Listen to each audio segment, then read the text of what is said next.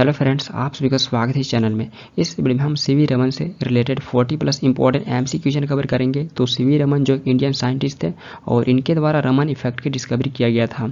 तो इसी वजह से इनको 1930 में नोबेल प्राइज भी मिला था और ये पहले इंडियन और पहले नॉन वाइट पीपल बने थे साइंस के फील्ड में नोबेल प्राइज पाने वाले।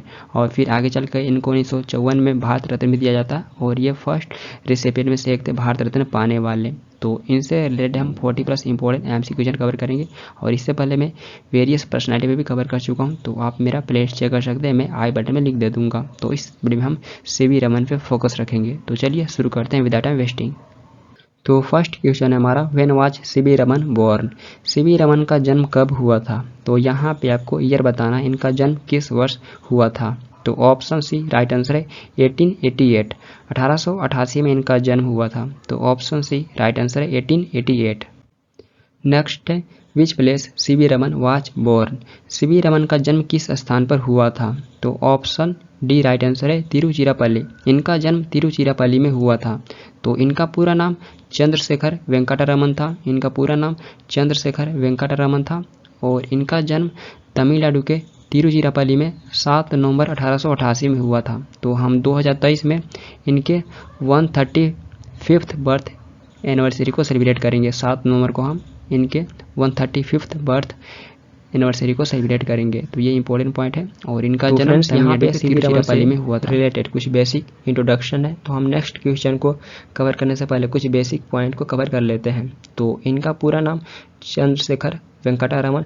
चंद्रशेखर वेंकटरमन ये इनका पूरा नाम था। और इनके फादर का नाम चंद्रशेखर रामनाथन अय्यर। तो इनके फादर का नाम था चंद्रशेखर रामनाथन अय्यर और इनकी माता का नाम पार्वती अमल। पार्वती अमल ये इनकी माता का नाम था और ये सेकेंड चिल्ड्रन थे अपने पेरेंट्स के। तो ये अपने 8 भाई बहनों में से सेकेंड चिल्ड्रन थे अपने पेरेंट्स के। और इनका जन्म 7 नवंबर 1888 में तमिलनाडु के तिरुचिरापल्ली में हुआ था। तो ये इनका बर्थ प्लेस है। और इनका मृत्यु 21 नवंबर 1970 में बेंगलोर में हुआ था। बेंगलोर प्रेजेंट डे कर्नाटक का कैपिटल है। और अल्मा मेटर बात कर लें तो यूनिवर्सिटी ऑफ मद्रास से ये बीए और एमए की डिग्री प्राप्त किए हुए थे सीवी रमन जी। और इनकी पत्नी का नाम लोक सुंदरी अमल। लोक सुंदरी अमल इनकी पत्नी का नाम था। इनके साथ इनका विवाह 1907 में हुआ था। और सीवी रमन जी के 2 चिल्ड्रन थे इंक्लूडिंग वेंकटरमन राधाकृष्णन। और इन्हें हम रमन इफेक्ट के लिए जानते हैं। तो सीवी रमन जी को रमन इफेक्ट के लिए जाना जाता है। तो ये कुछ बेसिक पॉइंट है। तो यहाँ पे हम एक स्लाइड में कवर करने की कोशिश की। यहाँ से हम इंपॉर्टेंट एमसीक्यू कवर करेंगे। नेक्स्ट है, when did CV Raman published his first scientific paper. CV Raman ने अपना पहला साइंटिफिक पेपर कब पब्लिश किए? तो ऑप्शन बी राइट आंसर है 1906। ये 1906 में अपना पहला साइंटिफिक पेपर पब्लिश किए थे। तो 18 के एज में जब एक ग्रेजुएट स्टूडेंट थे तो 1906 के आसपास में ब्रिटिश जर्नल फिलोसफिकल मैगजीन में unsymmetrical diffraction due to a rectangular aperture में ये अपना फर्स्ट साइंटिफिक पेपर पब्लिश किए थे। तो यहाँ पे ये मैगजीन भी इंपॉर्टेंट है। ये फिलोसफिकल मैगजीन में अपना पहला साइंटिफिक पेपर पब्लिश किए थे और ईयर 1906 था। ऑप्शन बी राइट आंसर है। नेक्स्ट है, when did CV Raman join the Indian finance department. CV Raman Indian finance department में कब शामिल हुए? तो ऑप्शन ए राइट आंसर है 1907। 1907 में ये इंडियन फाइनेंस डिपार्टमेंट को ज्वाइन किए थे। तो 19 के एज में कलकत्ता में इंडियन फाइनेंस सर्विस में as a assistant account general के रूप में ये काम किए थे। तो इंडियन फाइनेंस सर्विस में कलकत्ता में as a assistant account general के रूप में ये काम किए थे। बट इस गवर्नमेंट जॉब को ये 1917 में छोड़ देंगे जब इन्हें कलकत्ता यूनिवर्सिटी में फिजिक्स के पालित चेयर का ऑफर आता है। तो कलकत्ता यूनिवर्सिटी में फिजिक्स के पालित चेयर का ऑफर आएगा तभी इस जॉब को ये छोड़ देंगे 1917 में। और ये 1907 में ही Indian association for the cultivation of science से परिचित हुए थे। तो ये मेंबर बने थे IACS। तो IACS ये भारत का पहला रिसर्च इंस्टीट्यूट माना जाता है। तो ये मेंबर बने थे 1907 में ही जब ये इंडियन फाइनेंस सर्विस को ज्वाइन किए थे कलकत्ता में। तो ये भी इंपॉर्टेंट फैक्ट है। Next, when did CV Raman become a member of the Indian association for the cultivation of science. C V Raman Indian association for the cultivation of science के सदस्य कब बने? तो ऑप्शन बी राइट आंसर है 1907। 1907 में ये Indian association for the cultivation of science के member बने थे। तो शॉर्ट फॉर्म में IACS कहा जाता है। तो IACS का फॉर्मेशन डॉक्टर महेंद्र लाल सरकार के द्वारा 29 जुलाई 1876 में कलकत्ता में किया गया था और ये भारत का फर्स्ट रिसर्च इंस्टीट्यूट है। तो भारत का पहला रिसर्च इंस्टीट्यूट माना जाता है IACS को। तो डॉक्टर महेंद्र लाल सरकार के द्वारा फॉर्मेशन किया गया था और CV रमन ये मेंबर 1907 में बने थे। तो ये इंपॉर्टेंट पॉइंट है।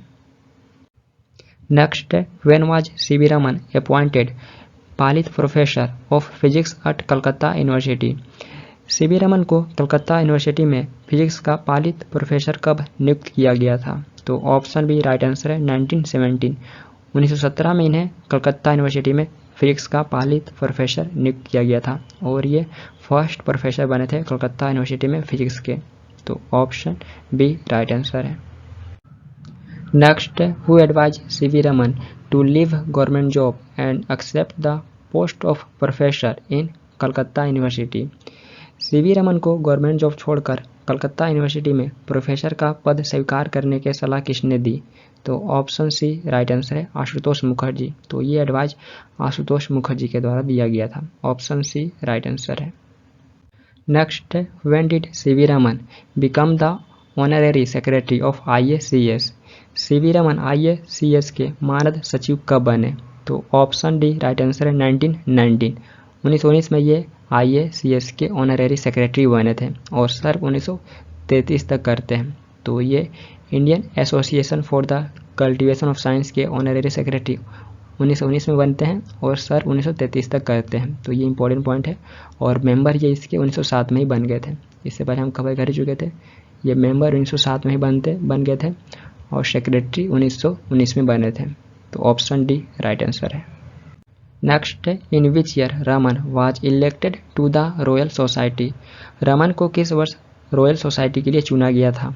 तो ऑप्शन ए राइट आंसर है 1924। 1924 में इन्हें रॉयल सोसाइटी के लिए चुना गया था और ये 4th इंडियन बने थे।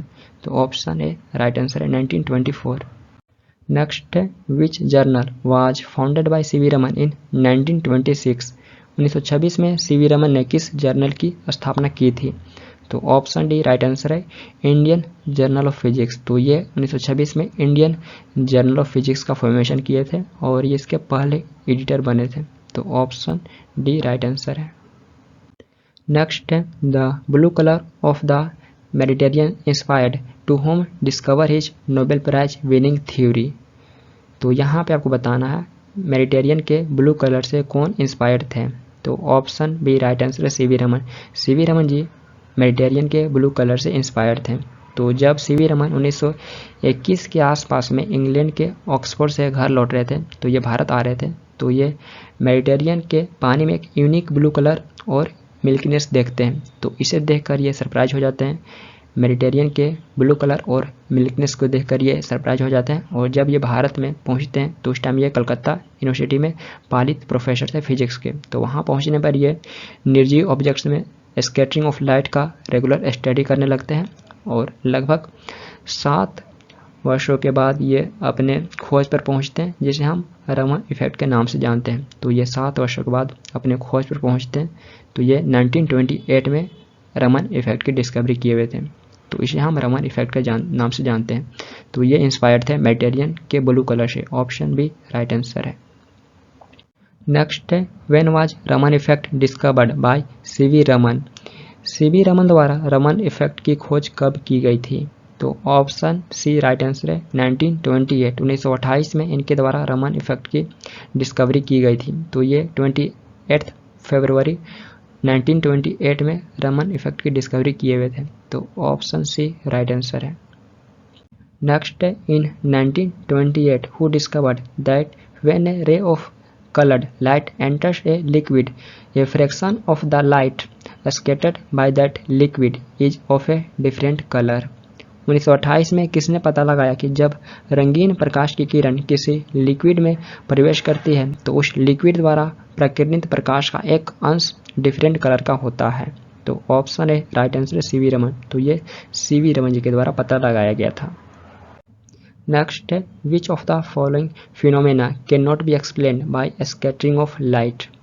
निम्नलिखित में से किस घटना को प्रकाश के परिकरण द्वारा नहीं समझाया जा सकता है?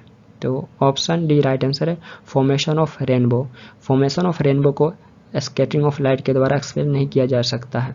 तो रेनबो एक नेचुरल स्पेक्ट्रम है जो बारिश की बौछार के बाद आकाश में दिखाई देता है, तो इसे स्कैटरिंग ऑफ लाइट के द्वारा एक्सप्लेन नहीं किया जा सकता। तो ऑप्शन डी राइट आंसर है। नेक्स्ट है which of the following are the applications of the Raman effect. निम्नलिखित में से कौन से रमन इफेक्ट के एप्लीकेशन हैं? तो option D right answer all of these. तो रमन इफेक्ट का उपयोग मेडिसिन में भी किया जा सकता है, बायोलॉजी एंड केमिस्ट्री, तो इन सारे में किया जा सकता है। तो रमन इफेक्ट का उपयोग सब्सटेंस के फिंगरप्रिंट के रूप में किया जा सकता है। देन इसके अलावा chemistry, medicine, biology and science के वेरियस रीजन में भी किया जा सकता है, जिससे यह पता लगाया जा सके कि सब्सटेंस किस चीज़ के बने हैं। तो ऑप्शन में हमें मेडिसिन, बायोलॉजी एंड केमिस्ट्री देखने को मिल रहा है, तो ऑप्शन डी राइट आंसर है। नेक्स्ट है who was the president of the 16th session of the Indian science congress in 1929। 1929 में इंडियन साइंस कांग्रेस के 16वें सेशन के अध्यक्ष कौन थे? तो ऑप्शन ए राइट आंसर है सीवी रमन। सीवी रमन जी 1929 में इंडियन साइंस कांग्रेस के 16वें सेशन के अध्यक्ष थे और ये सेशन चेन्नई में ऑर्गेनाइज किया गया था। तो ऑप्शन ए राइट आंसर है सीवी रमन। नेक्स्ट है when was CV Raman नाइटेड। CV Raman को नाइट की उपाधि कब दी गई थी? तो ऑप्शन बी राइट आंसर है 1929। 1929 में इन्हें नाइट की उपाधि दी गई थी। तो जो सर की उपाधि है तो ये उन्हें 1929 में दिया गया था और ऐसे ये 1930 में दिया गया था, बट अनाउंस 1929 में ही कर दिया गया था। तो कहीं कहीं पे 1930 भी देखने को मिल सकता है। तो ऑप्शन बी राइट आंसर है। नेक्स्ट है when was CV Raman awarded Nobel prize. CV Raman को नोबेल पुरस्कार कब दिया गया था? तो यहाँ पे आपको ईयर बताना है सीवी रमन जी को किस वर्ष नोबेल प्राइज दिया गया था। तो ऑप्शन सी राइट आंसर है 1930। 1930 में इन्हें नोबेल प्राइज दिया गया था। तो ऑप्शन सी राइट आंसर है 1930। नेक्स्ट है in which field C V Raman was awarded Nobel prize. CV Raman को किस फील्ड में नोबेल पुरस्कार से सम्मानित किया गया था?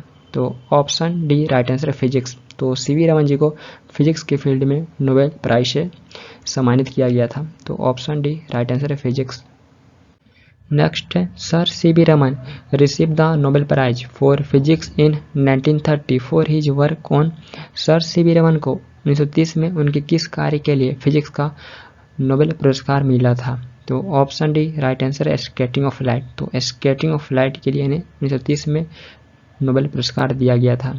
तो CV Raman ji scattering of light में पाया कि जब प्रकाश एक ट्रांसपेरेंट मटेरियल को पार करता है तो रिफ्लेक्ट लाइट वेवलेंथ में बदल जाता है।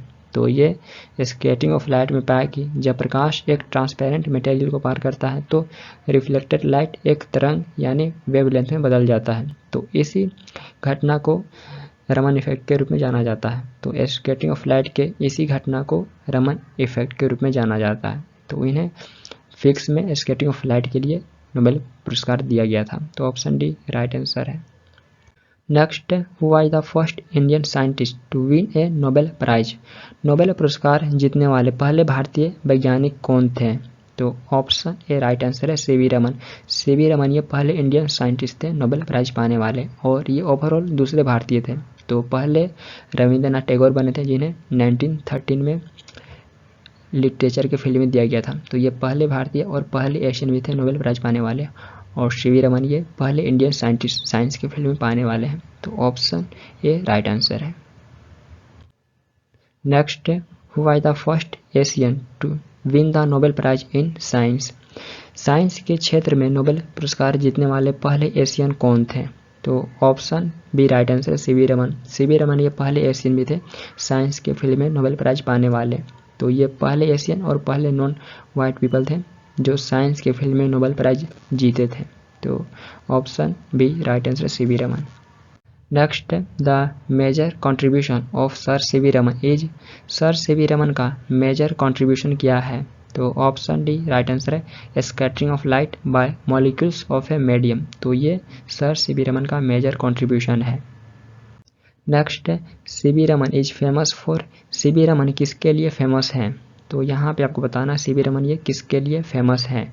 तो ऑप्शन ए राइट आंसर है रमन इफेक्ट। तो सीवी रमन जी रमन इफेक्ट के लिए फेमस है, तो ऑप्शन ए राइट आंसर है। Next, who nominated C V Raman for the Nobel prize in 1930।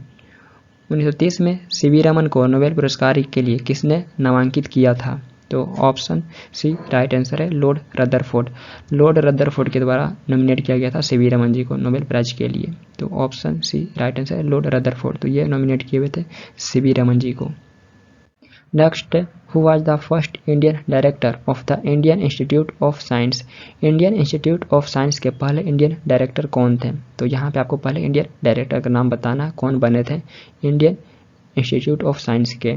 तो ऑप्शन बी राइट आंसर है सीवी रमन। सीवी रमन ये पहले इंडियन डायरेक्टर बने थे। तो ये 1933 में बंगलोर चले गए थे, ये 1933 में बंगलोर शिफ्ट हो गए थे और ये पहले इंडियन डायरेक्टर बनते हैं इंडियन इंस्टीट्यूट ऑफ साइंस के। तो इस इंस्टीट्यूट का फॉर्मेशन 1909 में जमशेदजी टाटा के एक्टिव सपोर्ट के द्वारा किया गया था। तो बेसिकली ये एक इनका आइडिया था जिसका फॉर्मेशन 1909 में किया जाता है, क्योंकि इनका मृत्यु तो इससे पहले ही हो चुका था, जिसे लोकली टाटा इंस्टीट्यूट के रूप में भी जाना जाता है। तो ये इनका आइडिया था जिसे लोकली टाटा इंस्टीट्यूट के रूप में भी जाना जाता है। और सीवी रमन ये पहले इंडियन डायरेक्टर 1933 में बने थे। तो ऑप्शन बी राइट आंसर है। Next, who founded the Indian academy of science. Indian academy of science की स्थापना किसने की? तो ऑप्शन ए राइट आंसर है सीवी रमन। सीवी रमन जी के द्वारा इंडियन एकेडमी ऑफ साइंस का फॉर्मेशन किया गया था और ये बेंगलोर में लोकेटेड है। तो इंडियन एकेडमी ऑफ साइंस ये बेंगलोर में लोकेटेड है और फॉर्मेशन 1934 में सीवी रमन जी के द्वारा किया गया था। तो ऑप्शन ए राइट आंसर है। Next, CV Raman used to edit which magazine for the propagation of science. C V Raman science के प्रचार प्रसार के लिए किस पत्रिका का संपादन करते थे? तो ऑप्शन सी राइट आंसर है करंट साइंस। तो यह करंट साइंस का संपादन करते थे साइंस के प्रचार प्रसार के लिए। तो ऑप्शन सी राइट आंसर है current science. Next, Raman research institute was establish in. Raman research institute का स्थापना किस वर्ष हुआ था? तो ऑप्शन डी राइट आंसर है 1948। 1948 में रमन रिसर्च इंस्टीट्यूट का फॉर्मेशन किया गया था। तो ऑप्शन डी राइट आंसर है 1948।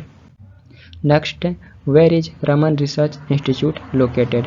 रमन रिसर्च इंस्टीट्यूट कहाँ स्थित है? तो यहाँ पे आपको सिटी का नाम बताना, किस सिटी में रमन रिसर्च इंस्टीट्यूट स्थित है। तो ऑप्शन सी राइट आंसर है बेंगलुरु। बेंगलुरु में रमन रिसर्च इंस्टीट्यूट स्थित है। तो ये एक साइंटिफिक रिसर्च इंस्टीट्यूट है जो बेंगलुरु में स्थित है। फॉर्मेशन 1948 में सीवी रमन जी के द्वारा किया गया था, जब ये इंडियन इंस्टीट्यूट ऑफ साइंस से रिटायर हो गए थे। तो ये 1948 में इंडियन इंस्टीट्यूट ऑफ साइंस से रिटायर होते हैं और फॉर्मेशन करेंगे रमन रिसर्च इंस्टीट्यूट का बेंगलुरु में ही।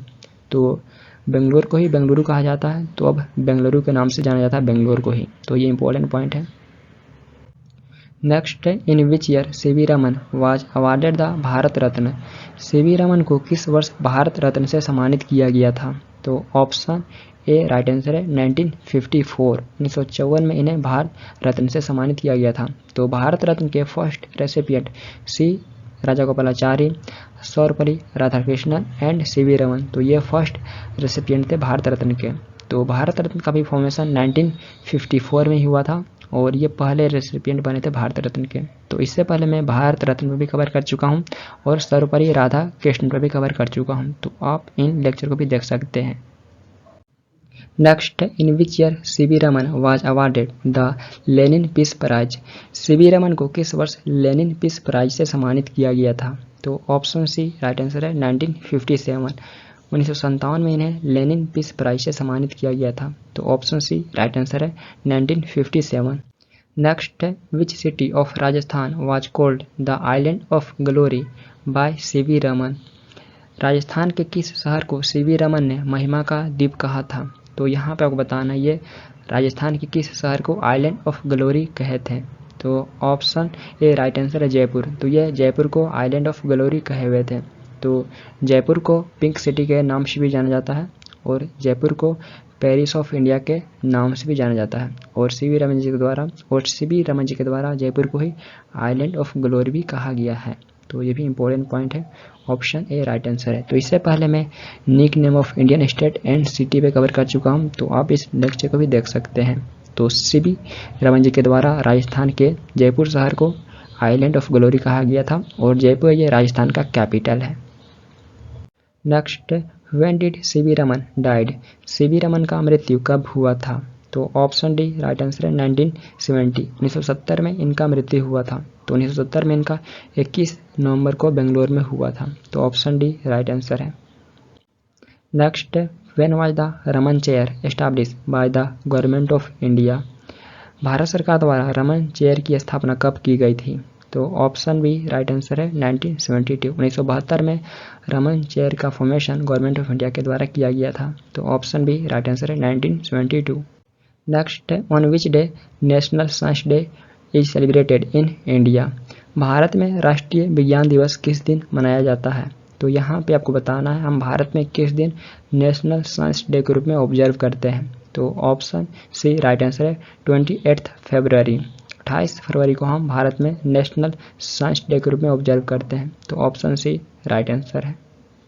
Next, national science day is celebrated every year on 28 February in India to mark? किसके उपलक्ष्य में भारत में हर साल 28 फरवरी को राष्ट्रीय विज्ञान दिवस के रूप में मनाया जाता है?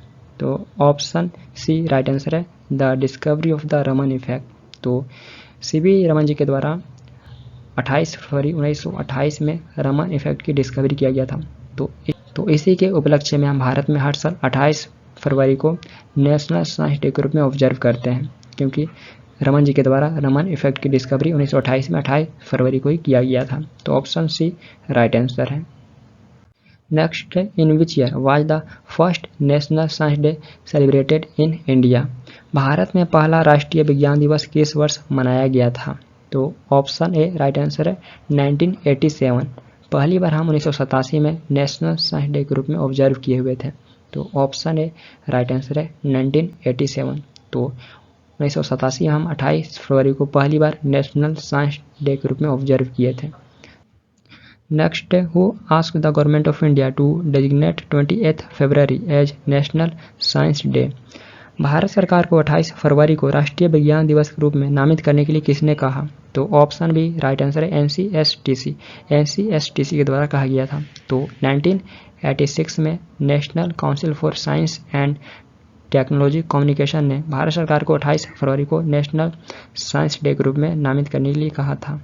तो ऑप्शन बी राइट आंसर है NCSTC। Next, which of the following is not true about sir CV Raman? Sir CV Raman के बारे में निम्नलिखित में से कौन सा सत्य नहीं है? तो यहाँ पे आपको बताना है सीवी रमन के बारे में ऑप्शन से कौन सा स्टेटमेंट सत्य नहीं है। तो ऑप्शन सी राइट आंसर है the Nobel prize was awarded in 1913। तो ये सीवी रमन के बारे में सत्य नहीं है, क्योंकि इनको नोबेल प्राइज 1930 में दिया गया था। तो ये स्टेटमेंट रॉन्ग है। देन इसके अलावा ऑप्शन में और भी हैं, तो उसे भी हम डिस्कस कर लेते हैं। 1948 में रमन रिसर्च इंस्टीट्यूट का फॉर्मेशन सीवी रमन के द्वारा बेंगलोर में किया गया था। तो सही है। 1954 में भारत रत्न से सम्मानित किया गया था। तो ये भी सही है, ये one of the first recipient बने थे भारत रत्न पाने वाले। सीवी रमन के द्वारा रमन इफेक्ट का डिस्कवरी किया गया था। तो ये भी ऑप्शन सही है। तो ये रॉन्ग है, क्योंकि इनको 1930 में नोबेल प्राइज दिया गया था। तो ये स्टेटमेंट रॉन्ग है। नेक्स्ट है read the following statements about the national science day and choose the correct statements. National science day के बारे में निम्नलिखित कथन को रीड करना है और करेक्ट स्टेटमेंट को चूज करना, कौन सा स्टेटमेंट सही है। तो option third is the right answer all of these. तो हम भारत में एवरी ईयर 28 फरवरी को नेशनल साइंस डे ऑब्जर्व करते हैं। तो सही है। इंडियन फिजिसिस्ट सीवी रमन द्वारा रमन इफेक्ट के डिस्कवरी को मार्क करने के लिए हम ऑब्जर्व करते हैं नेशनल साइंस डे। तो ये भी सही है।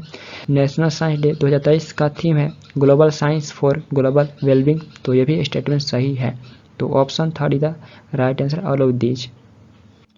तो फ्रेंड्स, इस वीडियो में हम सीवी रमन से related important MCQ question cover करने की कोशिश किए। जो भी इंपॉर्टेंट पॉइंट बन सकते हैं तो उसे हम एमसीक्यू में कवर करने की कोशिश किए। तो ये वीडियो यदि आपके लिए हेल्पफुल साबित होता है तो अपना फीडबैक जरूर दें, जिससे मुझे मोटिवेशन मिलेगा और मैं और भी नए लेक्चर, नए पर्सनैलिटी पे इसी तरह इंपॉर्टेंट क्वेश्चन को कवर करने की कोशिश करूँ एमसीक्यू में। तो आप अपना फीडबैक जरूर दें। इस वीडियो को लाइक, कॉमेंट एंड सब्सक्राइब जरूर करें और शेयर भी करें। तो फिर मिलते हैं नेक्स्ट वीडियो के साथ। Thank you for watching this video. Thank you.